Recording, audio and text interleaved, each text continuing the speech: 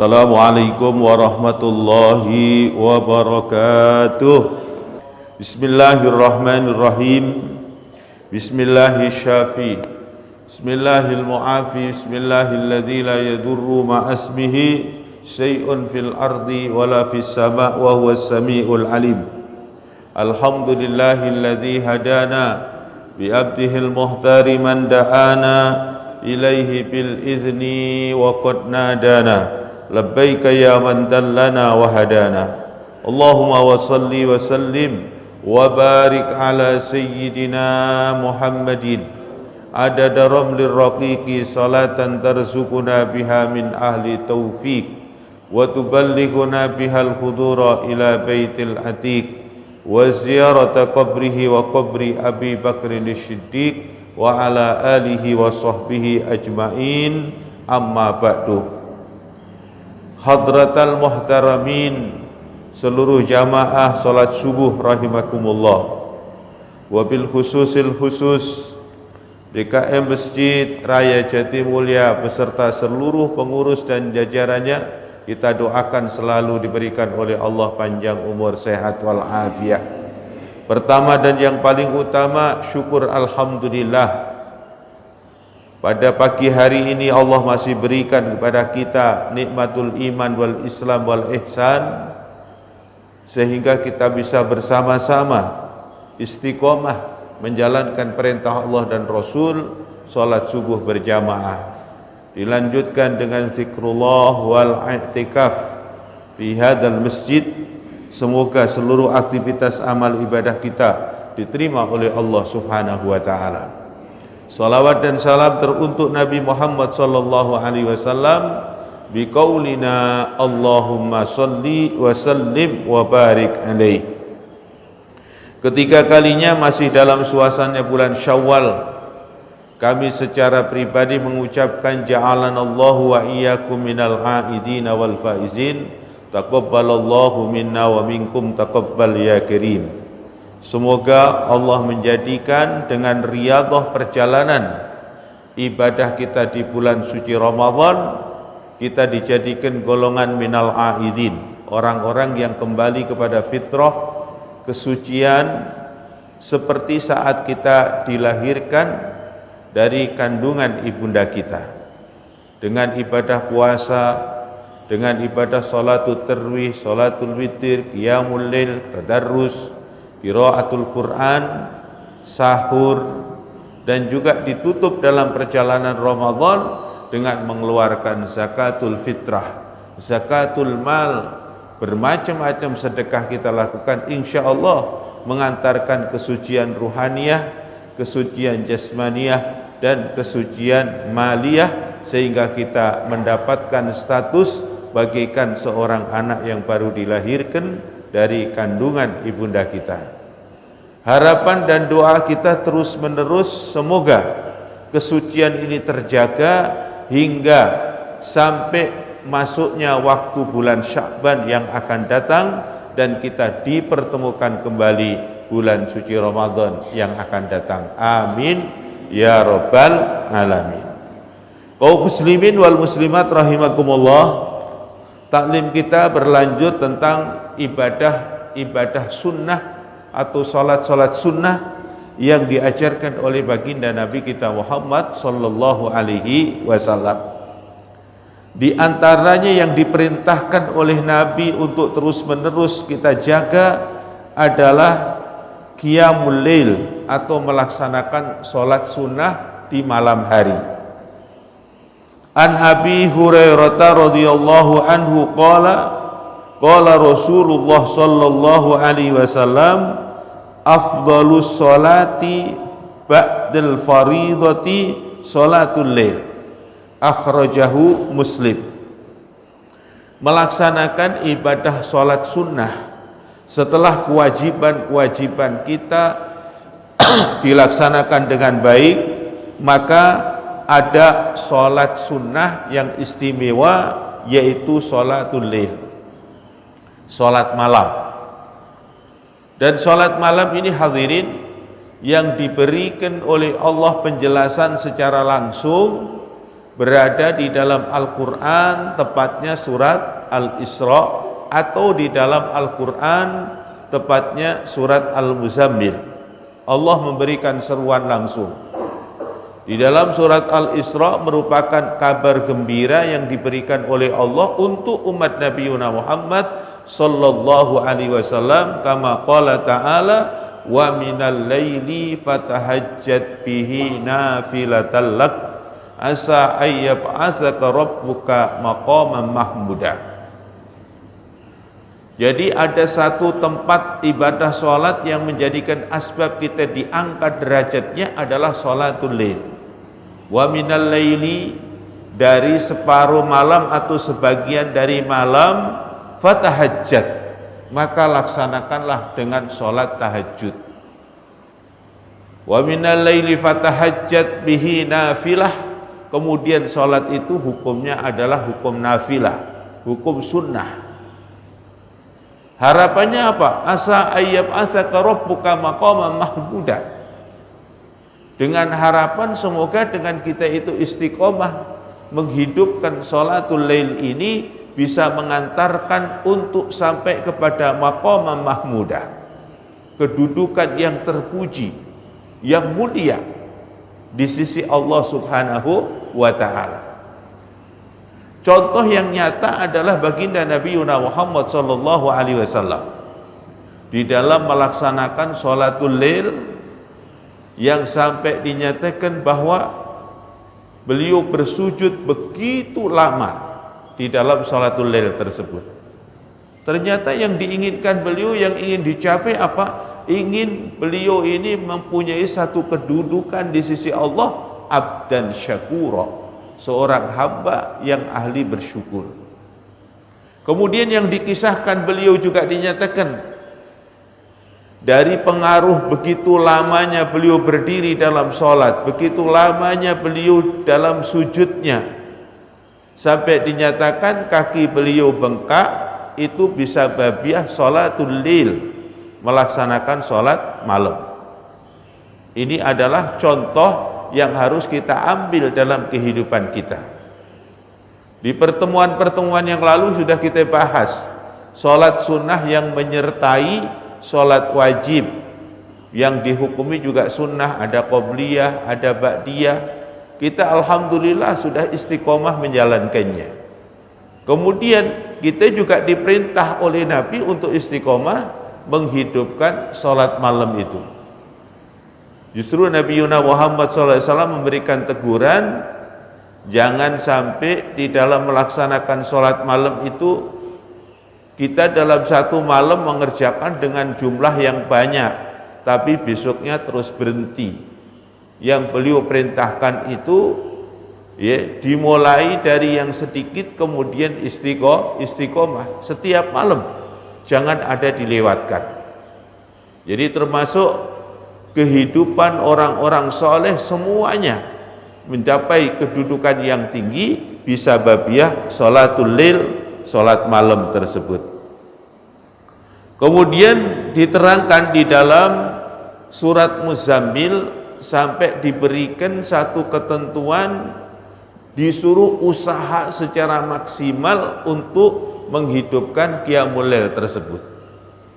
Kama qala ta'ala, ya ayyuhal muzammilu qumil laila illa qalilan nisfahu aw inqus minhu qalila. Disuruh oleh Allah Subhanahu wa ta'ala, kalau kita istirahat di malam hari, walaupun ini asbabul wurud atau asbabun nuzul, turun ayat ini khitabnya kepada baginda Nabi. Tapi kita diterangkan oleh baginda Nabi untuk melaksanakan sholat tersebut, bukan takhusus untuk Nabi saja. Semua umatnya diperintahkan yang ingin mencapai kedudukan yang tinggi di sisi Allah Subhanahu wa ta'ala. Orang bisa nyampe punya kedudukan yang tinggi, bisa merasakan kenikmatan ibadah yang lazat di saat istiqomah menghidupkan qiyamul lail. Yang Allah perintahkan, wahai orang yang berselimut, walaupun ini khitabnya kepada Nabi, secara secara menyeluruh, kita sebagai umatnya juga sama. Di saat malam hari itu kita selalu tidur dengan kondisi menggunakan selimut. Maka dengan selimut itu memberikan tambah nyamannya kita tidur.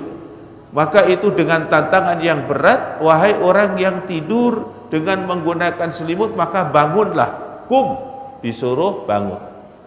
Kalau kita disuruh bangun separuh malam tidak mampu, terlalu lama, maka disuruhnya illa qalilah, tinggal sedikit. Kalau sekarang Masya Allah Pak, subuhnya boleh dikatakan lebih pagi banget, ya kan?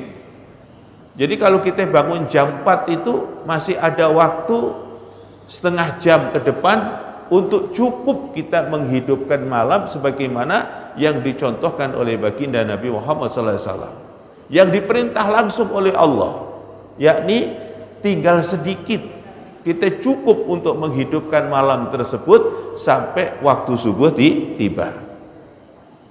Hadirin jamaah sekalian rahimakumullah. Kemudian Nabi Muhammad SAW juga memberikan bimbingan di saat kita menghidupkan malam-malam kita dengan sholat-sholat sunnah, maka dianjurkanlah sholat sunnah di malam hari itu dengan aturan yang diberikan oleh Nabi masna, yaitu 2 rakaat salam, 2 rakaat salam, 2 rakaat salam. Illa kecuali sholatul witri, sholat witir yang telah ditentukan oleh Rasulullah dengan hadis yang lain. Jadi disebut ini, ketika sholat witir disebut dengan hadis yang khusus. Kaifiyahnya juga ada perbedaan, di mana kalau Bapak misalnya bangunnya itu kepagian, sudah mendekati waktu subuh baru kita bangun, ternyata buat ambil wudhu dan lain sebagainya waktunya tinggal sedikit, maka kita diberikan izin oleh Rasulullah untuk melaksanakan sholat witir walau rakaatan, walaupun 1 rakaat saja. Dan ini juga harus diberikan satu pemahaman kepada kita, betapa pentingnya itu sholat witir sampai disuruh mengusahakan walaupun rakaatan. Bahkan ada hadis yang menyatakan hampir-hampir seolah-olah kayak diwajibkan. Jadi sunnah yang diperkuat banget itu sholat witir. Sampai Nabi Muhammad menggelarin kita tentang sholat witir ini adalah kita dipanggil dengan ya ahlal Quran. Jadi orang mukmin umat Nabi Muhammad ini dipanggil ya ahlal Quran. Autiru, wahai orang-orang mukmin, orang-orang yang ahli Al-Quran, karena memang Al-Quran ini diturunkan oleh Allah kepada baginda Nabi. Setelah itu sama Nabi diwariskan secara utuh kepada kita, yang tadi disampaikan oleh Muqassimul Awqat, orang tua kita, bahwa ada 2 peninggalan Nabi Muhammad SAW. Kalau kita pegang dengan baik, kita benar, insya Allah kita lan tadhillu abada, tidak akan tersesat selama-lamanya. Ini Alkitab wa Sunnah. Di riwayat lain adalah Alkitab wa itrati, yaitu kitab Al-Quran wa itrati. Itrati itu apa?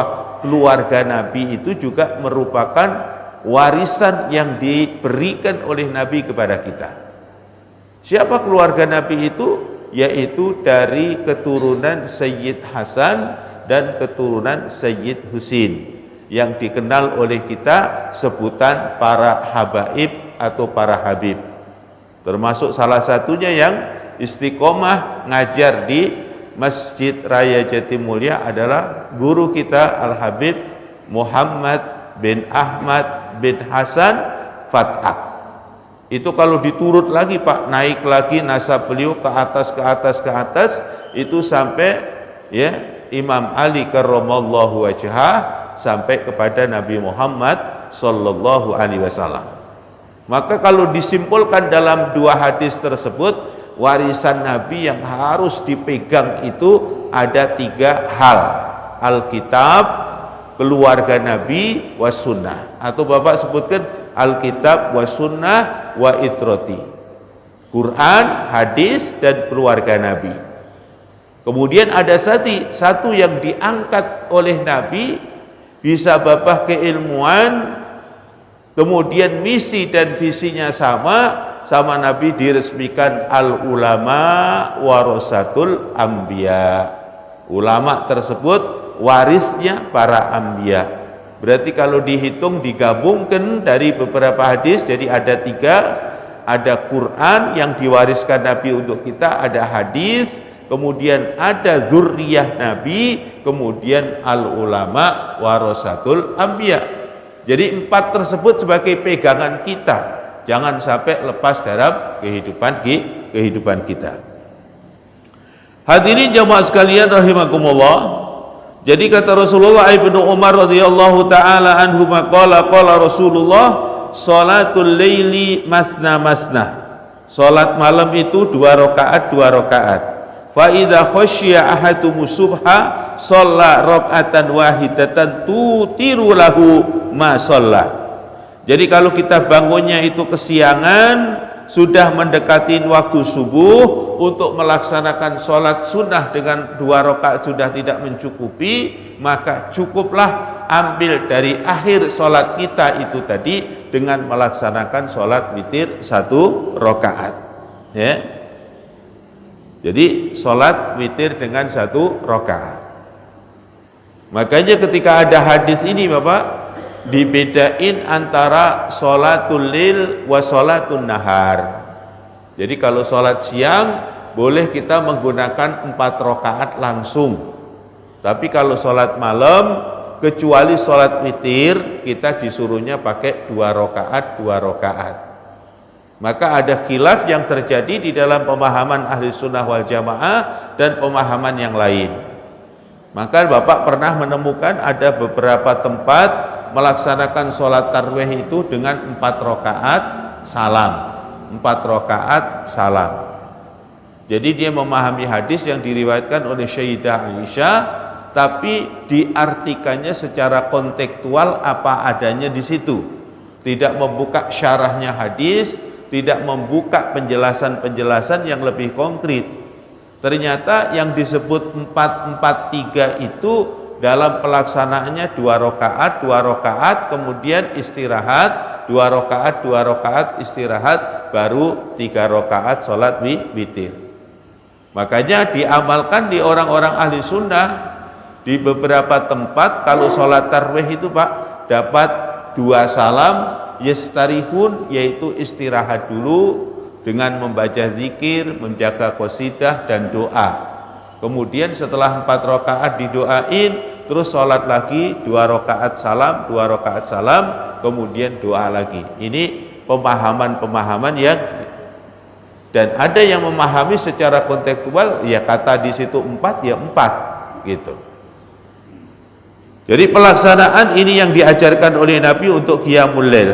Diusahakan untuk diistiqomahkan qiyamul lail, kita mengatur waktu dengan baik. Jadi waktunya kita atur, kalau bangun jangan terlalu malam, jadi mendekati waktu pagi, waktu subuh, sehingga kita ini qiyamul lail, sholat subuh, kemudian sudah tidak ada lagi rasa ngantuk, sehingga akan mengganggu kesempurnaan ibadah. Kalau kita bangunnya terlalu malam, nanti takutnya pas subuhnya justru ngantuk lagi. Bisa nggak nanti nggak ke masjid atau nggak sholat subuh berjamaah, itu khosaro, itu rugi. Kita menjalankan qiyamul lail tapi tidak melaksanakan sholat subuh berjamaah. Sholat subuh berjamaah di beberapa hadis dinilai fadilahnya sangat besar, mempunyai bandingan seperti orang yang melaksanakan sholat malam semalam suntuk. Kita bisa melaksanakan sholat subuh berjamaah. Kemudian kalau kita yang melaksanakan sholat isya berjamaah, seperti kita bisa menghidupkan separuh malam secara penuh. Jadi maghribnya, isyaknya, subuhnya, semua dianjurkan bil jamaah, mengikuti tuntunan dari baginda Nabi Muhammad sallallahu alaihi wasallam.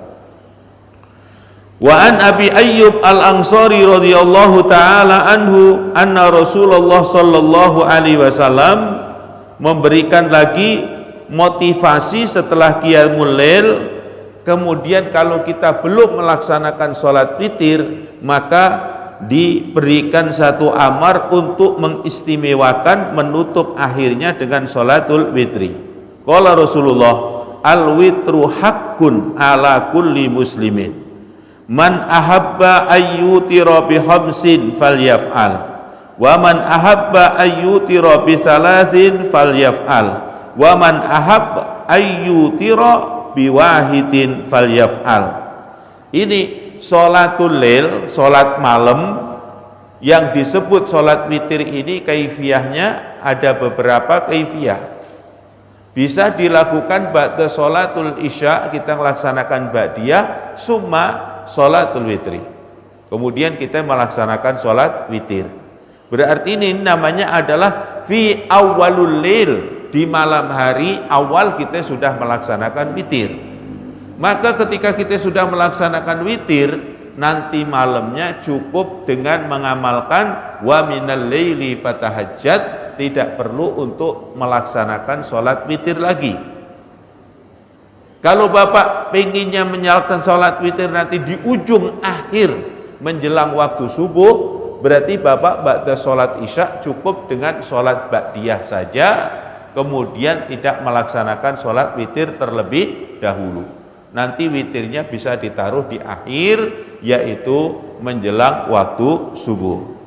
Kemudian pelaksanaan sholat witir, kata Rasulullah Shallallahu Alaihi Wasallam, siapa yang pengen witir melaksanakannya langsung 5 rakaat boleh, juga boleh melaksanakan sholat witir dengan 3 rakaat langsung, atau melaksanakan sholat witir dengan 1 rakaat. Dan sholat sunnah apapun, di dalam keterangan hadis-hadis Nabi, semuanya sholat-sholat sunnah ini Bapak tidak ada yang dilaksanakan disertai dengan tasyahud awal. Jadi hanya langsung kepada tasyahud akhir. Jadi sholat sunnah itu nggak ada tasyahud awal. Bapak sholat qabliyah zuhur 4 rakaat ya langsung. Rakaat pertama, kedua, ketiga, keempat. Baru keempat tasyahud akhir salam. Begitu juga melaksanakan sholat witir dengan 3 rakaat dengan kaifiyah langsung boleh atau dipisah, 2 dulu baru 1. Nah ini di situ kalau ketika Bapak melaksanakan 3 langsung, ya bighairi tahiyatal awal, tasyahud awal tidak ada, langsung ya, langsung. Makanya kita juga harus perhatian, jangan sampai nanti ini apa disebutkan apa, kok nggak ada tasyahudnya, sholat apa ini ya. Kalau sholat sunnah semuanya tidak ada tasyahud awal, termasuk kalau kita jalanin sholatut tasbih ya, sholatut tasbih nggak ada tasyahud awal. Dan yang baru kemarin mau lebaran ada sholat gerhana ya. Sholat gerhana juga tidak ada yang disebutkannya adalah dengan tasyahud awal. Justru sholat gerhana ini ada sholat yang berbeda dengan sholat-sholat yang lain. Sholat gerhana sudah kita bahas di pertemuan-pertemuan yang lalu, yaitu dengan melaksanakan boleh dengan seperti biasa, 1 rukuk 2 sujud seperti biasa. Dan boleh dianjurkan, bahkan ini Rasulullah menganjurkan untuk melaksanakan sholat gerhana itu dengan posisi, yakni dengan melaksanakan dua ruku. Kemudian pelaksanaannya sebenarnya dalam hukum fikih, kalau sholat gerhana ini, kalau gerhananya matahari, sunnahnya bacanya bisirri, bacaannya dengan pelan. Kalau gerhananya gerhana rembulan, disunahkannya adalah membacanya dengan jahr, dengan keras. Tapi suatu ketika hadirin, waktu tahun berapa itu terjadi gerhana total, itu yang menjadi imam di masjid kami itu di Jawa sana adalah Pak Puh kami, Bapak Kiai Haji Saiful Huda. Kemudian pada saat itu dilaksanakannya bukan bisirri tapi bil jahr, dibilang bil jahr. Kemudian seusai sholat beberapa hari itu saya nanya kepada beliau, sunnahnya kan dilaksanakan dengan sir, kok tapi dilaksanakan dengan jahr. Jadi beliau ada ikhtiar atau ijtihad yang beliau ambil adalah ketika diperintahkan oleh Nabi sholat dengan qiraah yutawwil, sholat yang diperintahkan dengan qiraahnya panjang. Bahkan di situ adalah kalau di dalam kitab Al-Hambab kalau bisa untuk rokaat yang pertama itu disuruh baca 100 rokaat, 100 ayat. Jadi rokaat pertama itu membaca surat Baqarah 100 ayat. Nah ini kalau orang dibaca sir, nungguin baca 100 ayat, kira-kira bisa khusyuk nggak Pak jamaahnya? Ya, rata-rata justru nggak khusyuk, mikirin apa sih ini lama banget gitu. Ya, makanya Pak Bos saya bilang kalau mau dilaksanakan sunnah sir, maka jamaahnya kudu dikasih tahu bahwa nanti sholatnya bacaannya sirron, bacaannya pelan. Jadi kalau bacaan pelan apa?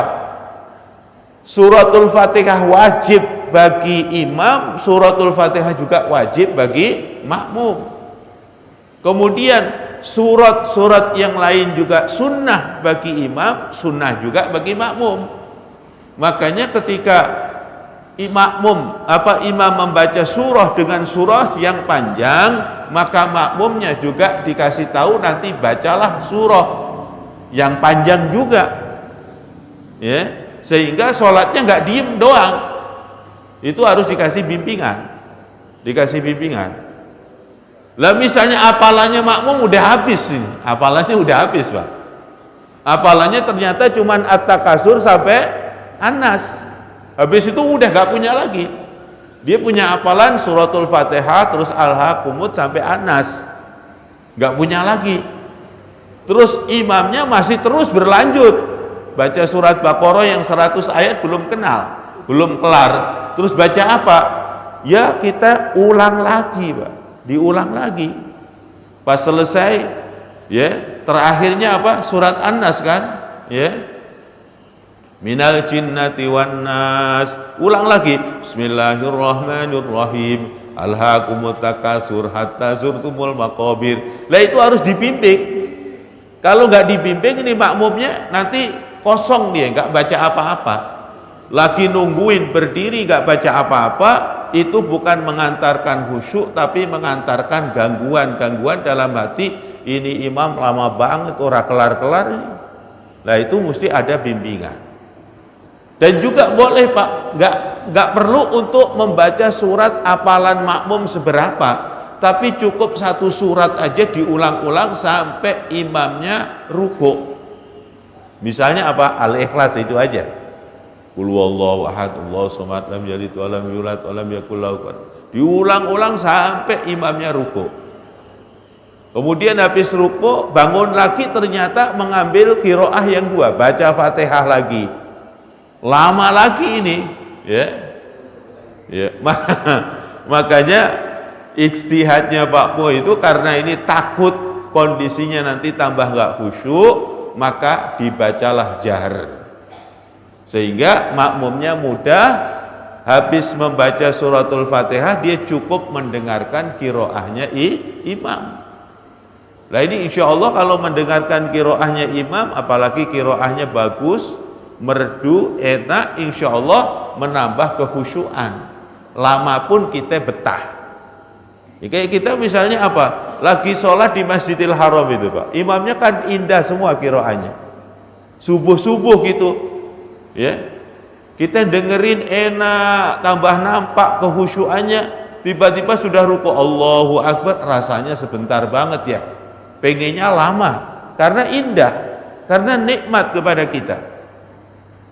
Tapi kalau nggak nikmat, itulah ya alat bagi syaitan untuk mengganggu kita, sehingga untuk diganggu tidak ada mencapai kehusyuan. Jadi kalau kita ingin melaksanakan sholat witir dengan jumlah Ya, 5 rakaat langsung Pak, cuman ngitungnya juga rada susah. Kadang-kadang kita bisa terpecahkan juga pikiran kita. Ini tadi sudah berapa rakaat ini? Maka yang paling mudah melaksanakan sholat witir itu 3 rakaat, insya Allah gampang. Ya. Kalau Bapak mau ngambil 11 rakaat, kaifiyah yang paling gampang ya 2 rakaat, 2 rakaat, 2 rakaat, 2 rakaat. Berarti 5 salam, kemudian tambah lagi terakhir 1 salam dengan 1 rakaat. Atau dibikin 5 salam saja, ya 2 rakaat, 2 rakaat, 2 rakaat, yang ketiga 3 rakaat.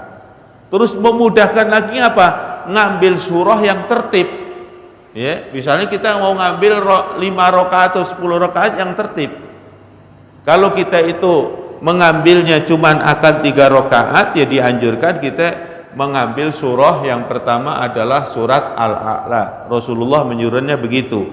Hanya hukum sunnah mengambil surat Al-A'la, kemudian surat Al-Kafirun, kemudian dilanjutkan dengan surat Al-Mu'awwidzatain, Al-Ikhlas, Al-Mu'awwidzatain untuk 1 rakaat berikutnya.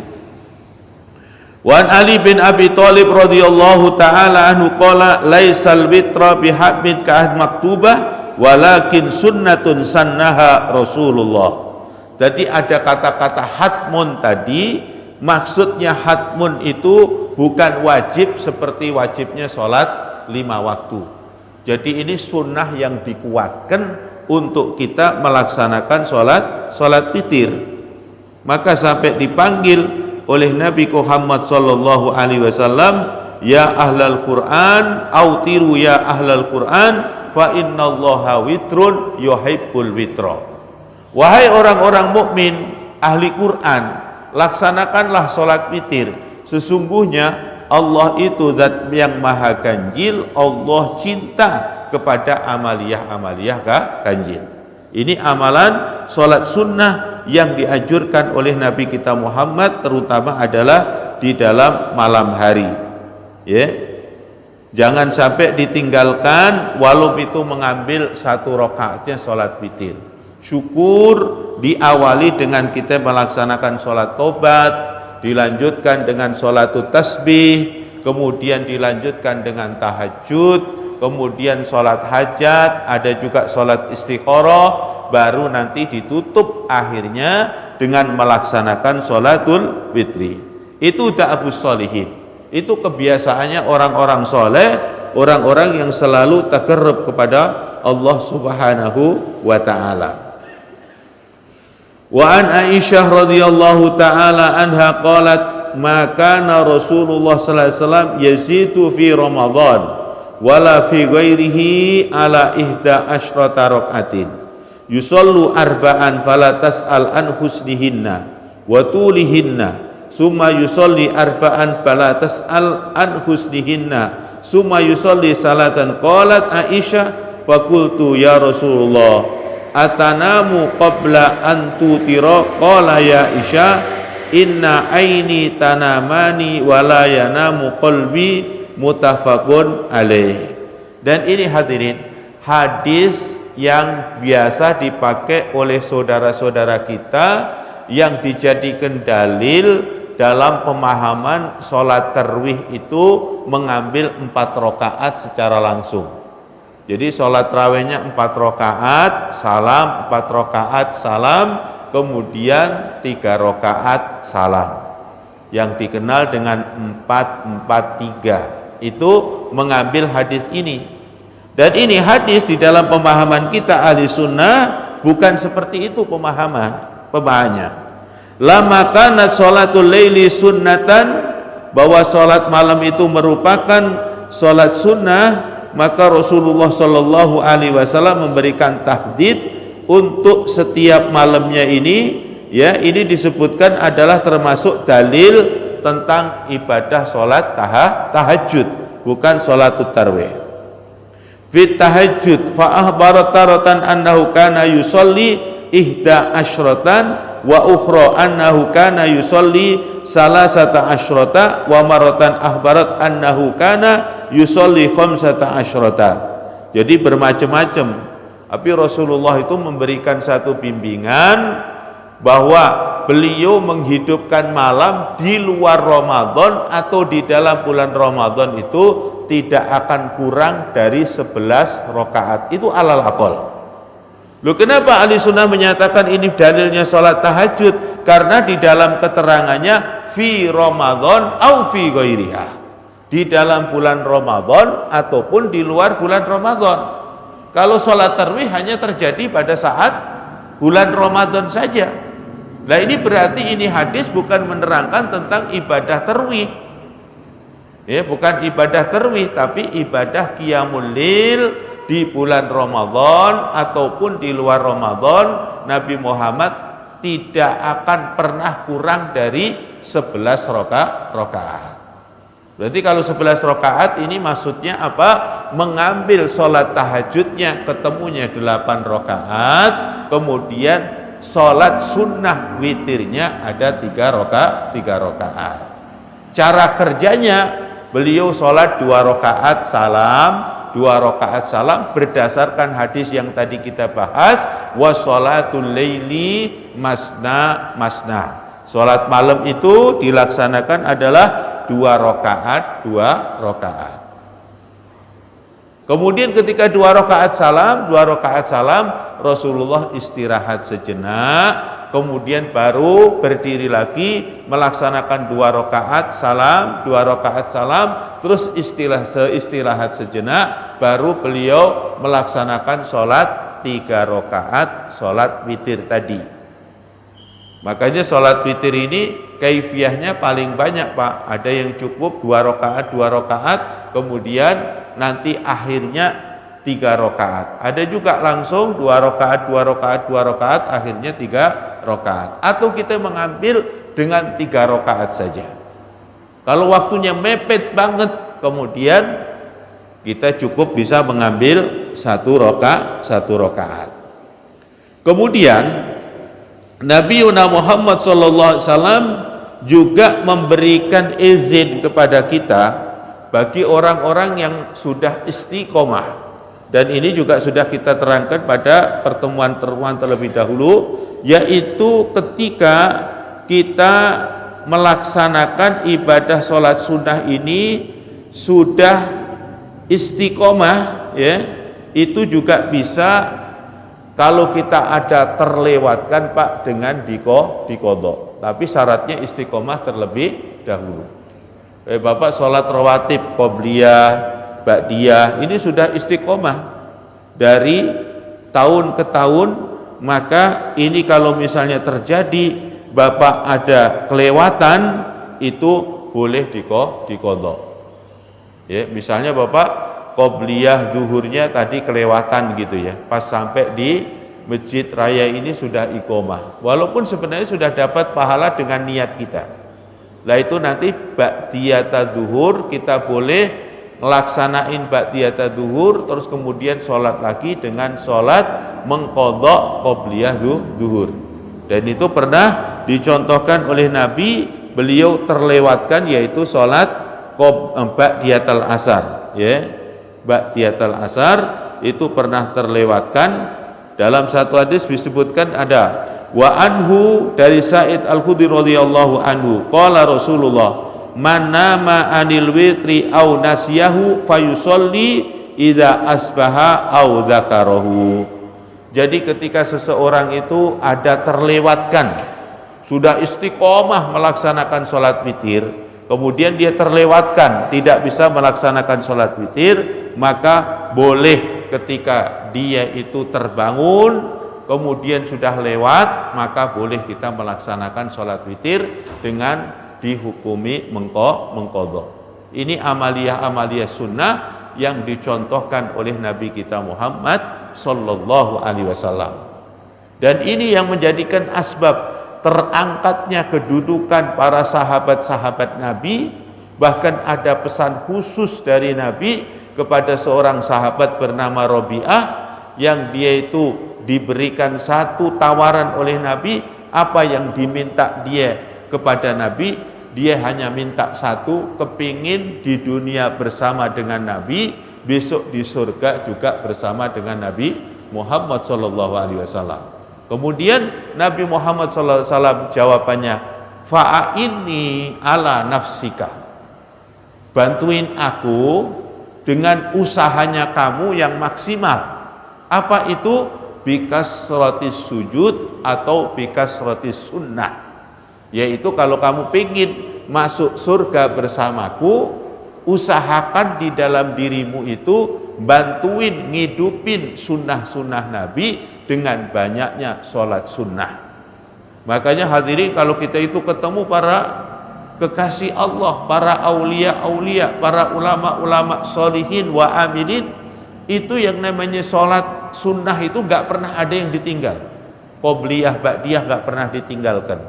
Kemudian sholat syukril wudhu gak pernah ditinggalkan. Sholat tahiyatul masjid gak pernah ditinggalkan. Kemudian qiyamul lail tidak pernah ditinggalkan. Sholat witir gak pernah ditinggalkan. Kemudian sholatul duha juga gak pernah ditinggalkan. Kemudian ada juga sholat yang biasa kita lakukan, sholatul isyraq. Cuman sholat isyraq ini agak repot kalau kita nggak di masjid, ya.